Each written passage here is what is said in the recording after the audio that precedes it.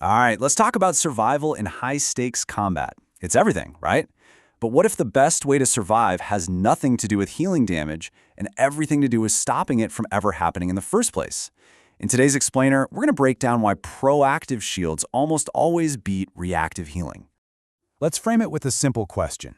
If you're in a fight where you can get taken out in less than a second, what do you want more? A medic who can try to patch you up after you get hit, or body armor that just stops the bullet? That's really the core of what we're talking about today.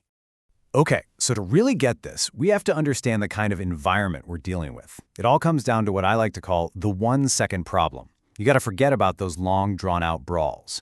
We're talking about a world of insane, coordinated damage where fights are won or lost in the blink of an eye. And the engine that drives this whole thing is burst damage. It's exactly what it sounds like, a huge amount of damage all at once. In competitive play, the goal isn't to slowly wear someone down.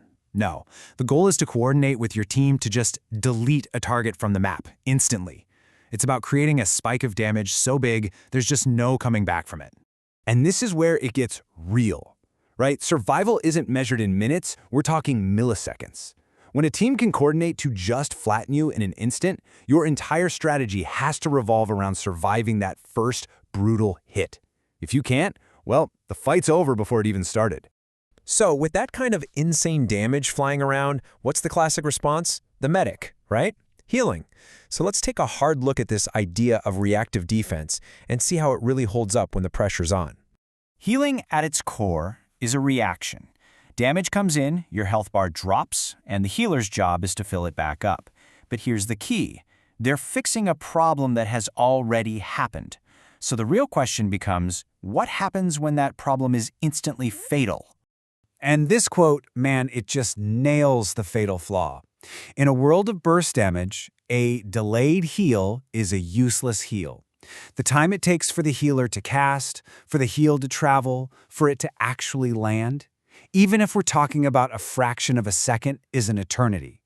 By then, the target's already gone. So if reacting is just fundamentally too slow, what's the alternative? Well, you have to get ahead of the problem. You have to be proactive. And that brings us to a completely different philosophy, shielding. Remember that body armor we talked about at the start? This is it. A shield is all about prevention. It's a temporary wall you put up before the damage hits, creating this buffer that has to be completely chewed through before anyone could even touch your real health. So how does this actually work? Well, just think of it like an extra health bar that you get for a few seconds. And here's the thing, it's not damage reduction, it's damage negation. It just eats the hit until it breaks.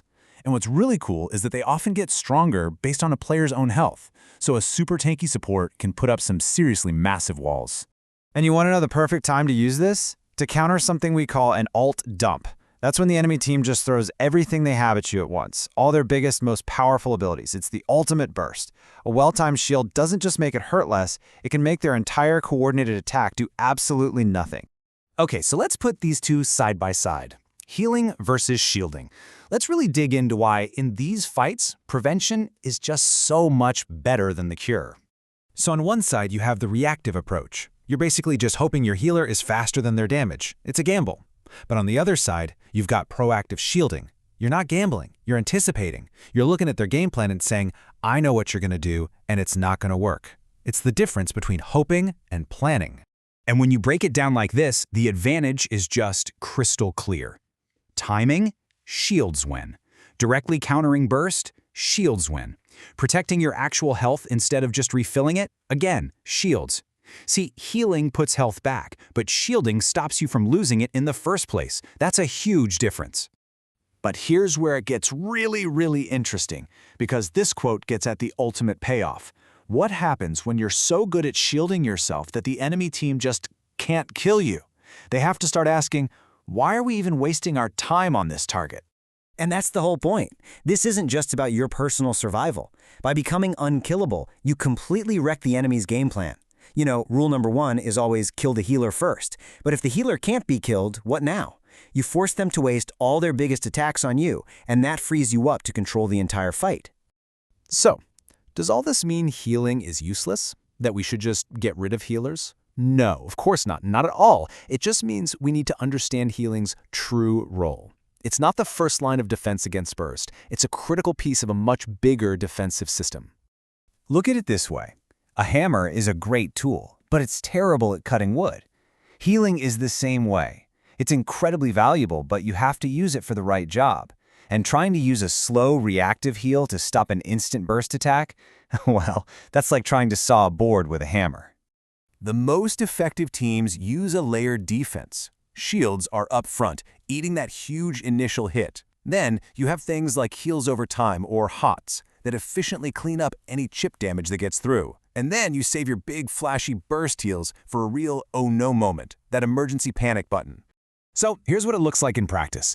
The shield goes up and absorbs the big attack. That buys you precious time. Now, your more efficient heals can start ticking away, topping everyone off. This frees you, the support, from frantically trying to save someone who's already gone, and instead lets you control the flow of the fight. So the ultimate takeaway here is pretty simple. In any environment where the stakes are incredibly high and failure is instant, prevention is always going to be better than a cure. You just can't fix a problem that has already taken you out of the game. And that leaves us with a final, big question to chew on. If preventing damage is always going to be superior to healing it, what does that mean for the future of support roles? Are we going to see more shield mechanics, more damage mitigation, and a fundamental shift away from the classic healer we all know? The answer to that is definitely going to shape competitive strategy for years to come. That's all for this explainer. Thanks for joining me.